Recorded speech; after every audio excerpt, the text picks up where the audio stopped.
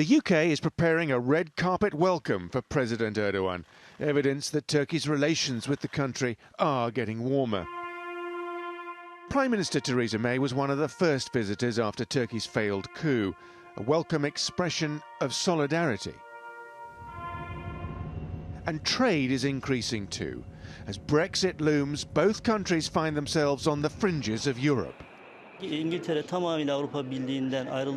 UK leaves the European Union and Customs Union, Turkey will probably be the first country to have a foundation for an economic agreement with the UK. We are laying the foundation for this. Bilateral trade is already worth $16 billion a year. Both countries want more.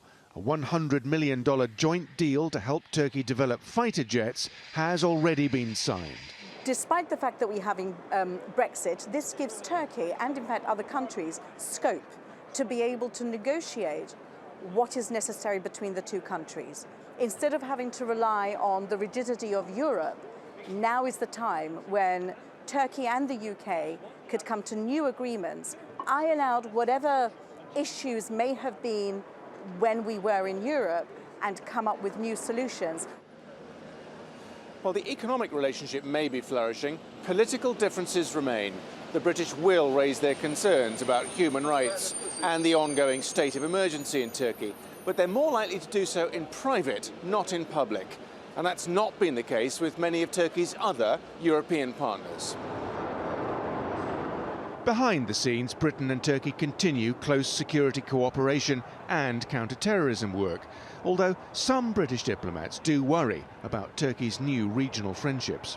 There's also concerns in the UK and in Europe and in the US about Turkey's developing relationship with Russia and Iran, especially in the light of the Trump decision on the Iranian nuclear deal.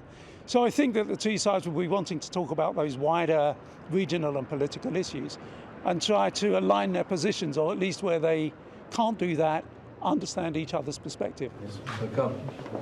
While there are points of friction in this relationship, both sides see the value in trying to work through them. The economic incentives are obvious. In other areas, less so. But the two countries realise this old bilateral partnership is simply too important to ignore. Simon McGregor-Wood, TRT World, London.